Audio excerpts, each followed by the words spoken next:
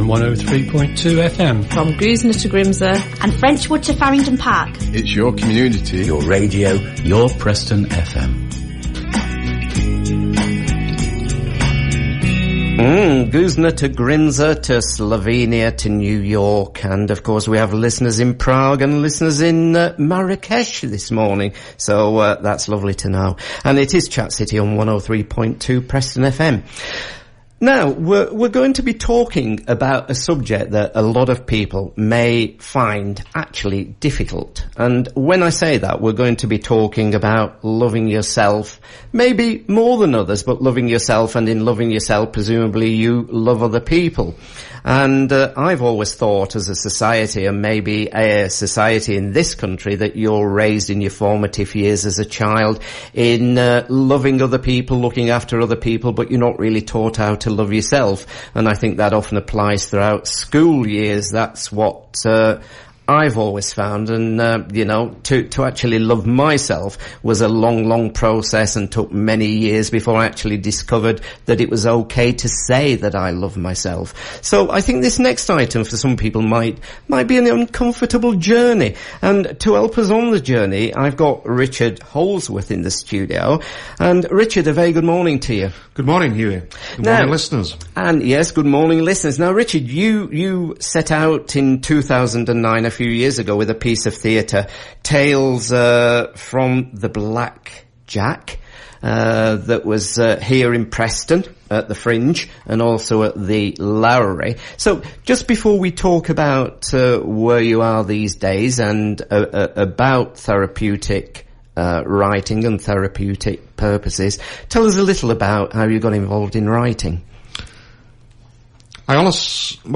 Basically what happened with me was I used to be a croupier, and after a number of years I sort of crashed and burned out of that lifestyle.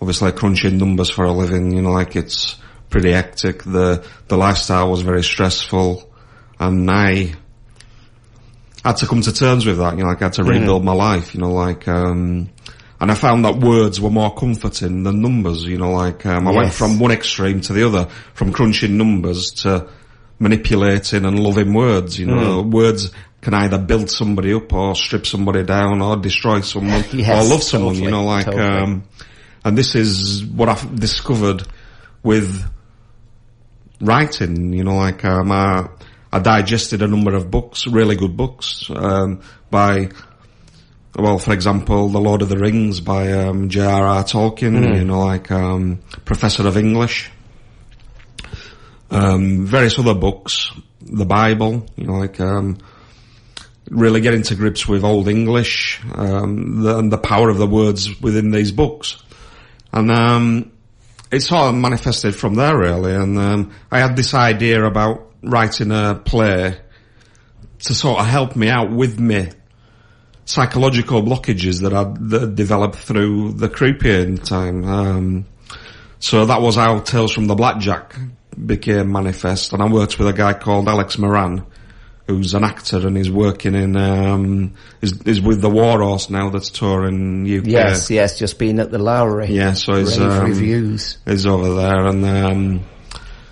and basically the play won, well, it went to the Preston Fringe, and then it went to the Continental, and then from the Continental it went to the Lowry, where it won the best, well, Alex won the best award, the Manchester Evening News Award for best performance, studio performance at the Lowry, like, which is a very high accolade, you know, like, but we crafted this together, you know, like, it wasn't just about me, we both worked on it, and, but unfortunately writing doesn't get the notifications in this country. You know, like, tends to be the acting world that gets all the accolades, so they picked up all that. And then the play was taken by somebody else up to the Buxton Fringe and the Edinburgh Fringe, where it won acclaimed accreditation and criticism and things of this nature. And then after that I felt a bit destitute because I'd achieved that in my life, you know, like, I funded it myself, you know, like, I'd spent a lot of energy and time on the project, and then I just sort of settled back and tried to discover where I wanted to lead next. And I always thought that my passion was teaching, to tell you the truth. You know, like, you sort of start examining the things that you're good at and the things that you're good at explaining and showing people, and that seemed to come across more powerfully than anything. So I was examining love, you know, like, 'cause I had to learn to love myself, you know, like, I had no love, you know, like, for myself, like you were saying, you know, like, when you're young, you know, like, you're taught to love others, you know, like, as opposed to loving yourself, which is critical, really, to the mistakes you're making in life, you know, like, if you're loving yourself, then I don't think you can do anything better than that, because love attracts love. You know, like, it's not a distant thing. You know, like, people think that love is out in the world. Well, it is, but it's also within you, and I don't think people realise this. So I sort of tapped into this resource, and I developed this this program of learning for people using a slideshow and music, and using creative writing as an outlet for this. You know, like, to express the emotions and just to release people, really, from this world. You know, because this world can do a lot of damage to people. If you don't love yourself, you know, like, you're going to be open and exposed to this world, you know, like, and it's these things that were concerning me. You know, like, I examined society in a greater or lesser detail, and understood that most of the people were making the mistakes that I was making, you know, like, and I thought, well, perhaps we can change this by giving them an insight into what love for yourself actually is about.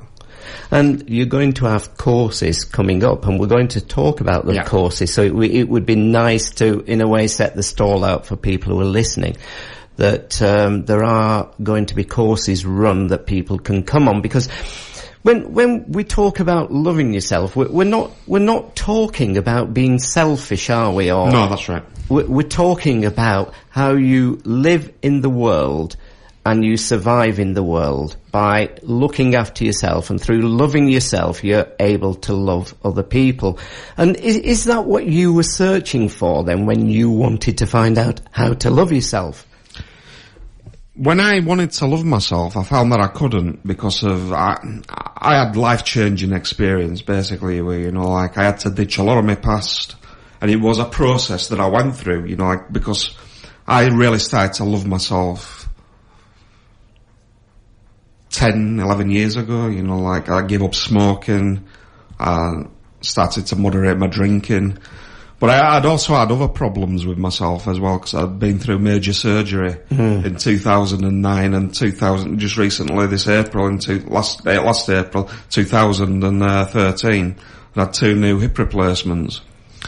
So, you know, like, when you're down on your luck, you're like, with your health failing you, you know, like, you got to start examining, well, what resources have I got available to me? Like, and the only resource that I had left for myself was to love myself, you know, like, and this started to manifest itself in me, like, and grow, really. Like, it's a love that grows. It's, you physically grow, but the love, if you're given the right nourishment and the right tools to equip yourself with, this love that's inside you can grow. And it's a wonderful journey of discovery as well. And when you discover, well, actually, I do like myself. You know, like, I don't care what other people think about me. I am me, and warts and all, and I love myself, you know, like, and that becomes paramount in your life then, you know, like, and it makes you feel good, you know, like, because you're not sort of part of this world, but you are you're more in tune with yourself, you know, like, it's looking at the deeper recesses of your life and improving in those areas, as opposed to working in the world, you know, like, and looking for solutions to other people's problems. It's the solutions to your own problems that you're looking at. And often that lack of love. I mean, in a way, this is quite interesting. 2 men on live radio talking about love, which in itself is quite a nice concept that we're doing that. But also, a lack of loving yourself is often having very, very low self-esteem, isn't it? Precisely. And all the other things that come along with when you let other people take power or have power over you. Yeah, what I call it is, it's like, the sunlight is out there and you're stood in the sunlight and somebody's stood in your shadow. You're like, the shadow in your sunlight. You're like, they're stopping you from growing, basically. You're like, they're taking the sunlight away from you, if you will. And that stunts plants' growth, as we know. You know, like, if there's no sunlight, a plant's not going to grow. But in springtime when the sun's around, you like, and then summer, you like, we have lush greenness, you know, like, and that's the way I try to look at people, you know, like, in winter we're hibernating, you know, like, we don't want to get out of bed, you know, like, and things of this nature, you know, like, and then, you know, like, when spring comes, you know, like, everybody throws back the warm duvet, they get out the cool duvet, and, you know, like, they're full of the joys of spring and life. You can actually see life beginning, you know, like, but what I see a lot of people doing is there's other people stood in the shadows of other people, you know, like, and that is the wrong thing to do, you know, like, to let other people stand in your shadow. You know, like, and that's your sunlight. You need that light, you know, like, and these things are discussed with, they're on the slideshow and, that we're presenting the stuff with, and the music is the motivator. So there's a lot of emotions, lots of good outlet. We're only covering 2 disciplines of creative writing. We're only covering the short story and the poetry. And even if you've no idea how to do creative writing, what we're going to do, what I've done is I've got a list of adjectives, descriptive words, that people can research using a dictionary and seeing if they fit in with their story, you see. So all the tools are going to be there for people to explore with the creative writing. Because obviously we've got an input with the slideshow and the music, but we need an output as well. And the output is the creative writing. And I'll give you exercises to help you to become more confident in your creative writing, you know, like, and hopefully people will flourish, you know, like, and enjoy the course. The course runs for 4 weeks, and it starts on the 26th of February, and it runs from 12:30 at lunchtime till 3:30 in the afternoon. So you're getting a good 3 hours of my time. You know, like, well, whether you like that or not, I don't know. We'll wait and see. But hopefully people will come, you know, like, and it's at Intact in Ingle, there in Preston. And who would you say the course is aimed at, Richard? Anybody who has doubts about themselves, you know, like, they're not assertive, you know, like, they're not sure of themselves, you know, like, I'll look at it, you know, like, I'm at the base camp of, you know, like, there's a big mountain ahead of people, and it's really for people who want to start climbing that mountain, you know, like, and trying different paths in life, you know, like, they've tried the same stuff and it's not worked for them, you know, like, and they want to explore other possibilities, you know, like, 'cause creativity is a wonderful exploration, you know, it's a good outlet for people that have suffered with psychological blockages, spiritual blockages, and the thing about this course, I can adapt it for any particular specific group, you see. It's not just, what we're talking about is loving yourself, but I can adapt it for people of different distresses or problems, you see. So it's a universal product, really, for the hurting of the world. So a journey in a way through creativity about finding out yourself. Because again, often people don't realise how creative they are, do they? Precisely, that's true, Hughie. You know, like, to tap into yourself is, you need time, obviously. You know, like, and I know time is the enemy down here, you know, like, but to create time for yourself, that's the most important aspect of being a human being, because we've all got his work to do. We've got commitments, you know, like, to partners, to family, and so on and so forth. So you're looking at that precious bit of time that you've got. And I believe creativity allows you to express loads and loads of different things about yourself, you know, like, and it's wonderful, because I believe, you know, like, what I believe you is there's a book in everybody, yeah? And what I'm trying to do is help people turn the pages of that book by writing the pages on the book, helping them to turn those pages in the book and continue in life, if you will. You know, like, there's blank pages out there and they need writing, you know, like, and if people want to start writing those pages, I'm here to help them. So the course is run over how long again then, Richard? It's a 4-week course. It's a bit of an experiment, really. Nothing like this has been tried before, you know, like, so you'll be part of an experiment, if you will. You know, like, it's a free course, it's not costing any money, you know, like, you've nothing to lose, all the resources are prepared there for you. If you want to come along, you know, like, and the main aim is to have fun, friendship, and exploration. See where we go with it. We'll have discussions. I offer people the time to have a speaker's corner and speak about what they've written. You know, like, so you've got an audience there for people to participate in, you know, like, so we can cover a lot of ground in 3 hours, you know, like, it's,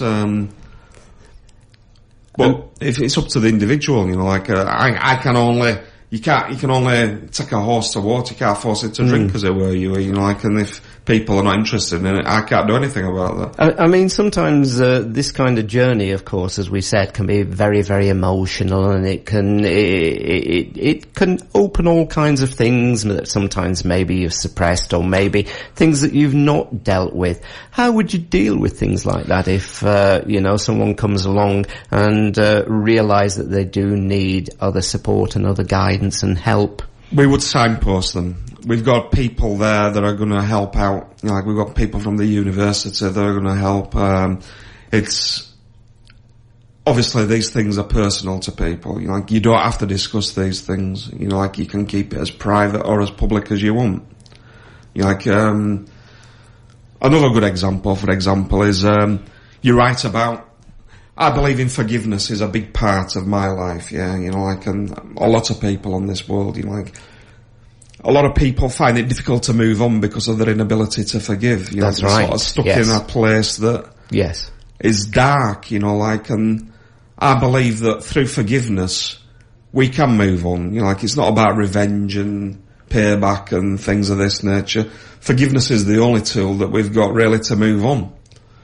And I'm a rich believer in that, you know, like, and it's easy word to say forgive, but actually forgiveness is probably the hardest thing to do, you know, like, so you might be drawn to that point in your life where you have to forgive, you know, like, I don't know what people's personal lives are like, but all we can do is signpost people maybe to counselling, other areas of life, you know, like, that they want to explore.